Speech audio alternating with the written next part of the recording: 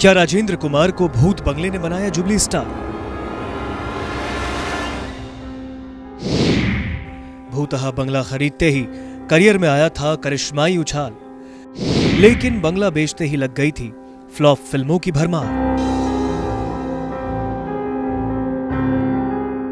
भूतहा बंगला खरीदने वाले राजेश खन्ना भी बन गए सुपरस्टार। कहते हैं इस हॉन्टेड बंगले ने दो एक्टर्स को बनाया बिग स्टार। आज है हिंदी फिल्म इंडस्ट्री के जुबली कुमार, राजेंद्र कुमार की 96वीं बर्थ एनिवर्सरी। उनके जन्म दिवस पर आपको सुनाते हैं उनके भूत बंगले की कहानी। राजेंद्र कुमार 60 के दशक के जुबली स्टार हुआ करते थे। कहते हैं करियर के शुरुआती दिनों में राजेंद्र कुमार की ज्यादातर फिल्में फ्लॉप जा रही थी, लेकिन अचानक उनकी जिंदगी में एक करिश्मा हुआ। उसी दौरान वो अपने परिवार के लिए बड़े घर की तलाश में थे। मुंबई के कार्टर रोड पर उन्होंने एक बंगला देखा। वो आलीशान विला उन्हें खूब पसंद आया, लेकिन उस दौरान उनके पास उतना पैसा नहीं था। तभी उन्हें मशहूर फिल्म मेकर B.R. चोपड़ा की 3 फिल्में मिल गई और एडवांस में काफी रुपए भी। जैसे ही राजेंद्र कुमार के दोस्तों को कार्टर रोड वाला बंगला खरीदने की खबर मिली, सभी ने राजेंद्र कुमार को वो घर खरीदने से मना कर दिया। लोगों ने उनसे कहा कि वो बंगला भूतहा है, वहां से तरह तरह की आवाजें आती हैं। लेकिन राजेंद्र कुमार उस बंगले के मोह में फंस चुके थे। उन्होंने किसी की नहीं सुनी और भूतहा बंगले के नाम से मशहूर इस घर को खरीद लिया।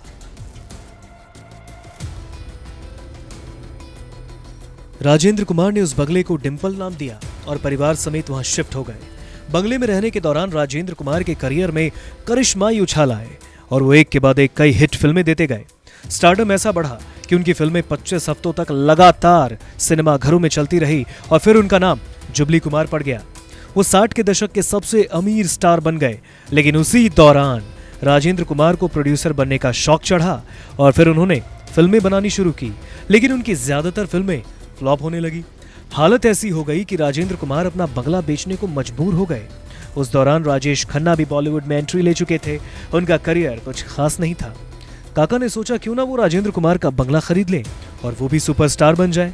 राजेश खन्ना ने जैसा सोचा वैसा ही हुआ उनके साथ। इस बंगले में शिफ्ट होते ही उन्होंने लगातार 15 सुपर हिट फिल्में दी और इंडस्ट्री के सबसे पहले सुपरस्टार बन गए।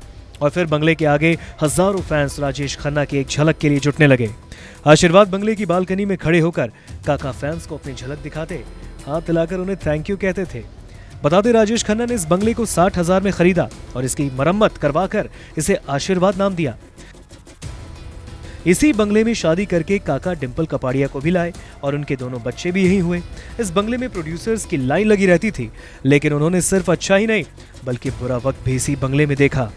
अमिताभ बच्चन के इंडस्ट्री में आने के बाद राजेश खन्ना का स्टारडम देखते ही देखते खत्म हो गया।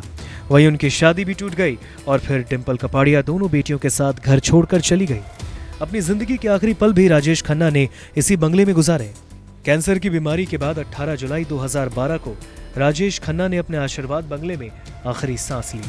राजेश खन्ना के इस दुनिया से जाने के 2 साल बाद इस बंगले को बिजनेसमैन शशि करण शेट्टी ने 90 करोड़ रुपए में खरीदा और फिर आशीर्वाद बंगले को तोड़ यहां 5 मंजिला इमारत खड़ी कर दी। Bureau report E24।